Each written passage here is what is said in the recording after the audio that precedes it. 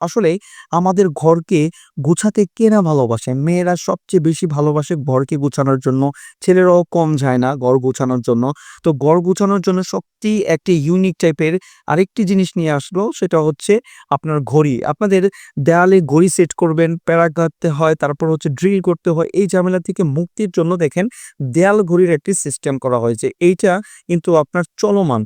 এইটা দেখেন খুব সুন্দর একটি জিনিস, যেটার মাধ্যমে আপনি পিছনে ব্যাকগ্রাউন্ডে লাইট সিস্টেম করতে পারছেন। আপনি যখন লাইটটাকে অফ করছেন তারপরেও কিন্তু এখানে যেটা আপনার সান চলে গেলে যে রাতের বেলার যে দৃশ্যটা সেটা কিন্তু আপনি ঘরের ভিতরে অনুভব করতে পারবেন। কেউ যদি চায় যে আমি চাঁদনি রাতে কিছু জিনিস দেখি বাহিরে, সেই জিনিসটাকে আমি ফিল করতে চাই ঘরের ভিতরে রেখে। এই যে দেখেন এই জিনিসটাকে খুব সুন্দর ফুলের ব্যাকগ্রাউন্ডে যখন সে একটি কালার সেট করলো, তখন ফুলের কালারটাও সাময়িকভাবে চেঞ্জ হচ্ছে। শুধুমাত্র পিছনের কালারটি চেঞ্জ করার মাধ্যমে খুব সুন্দর একটি ইউনিক।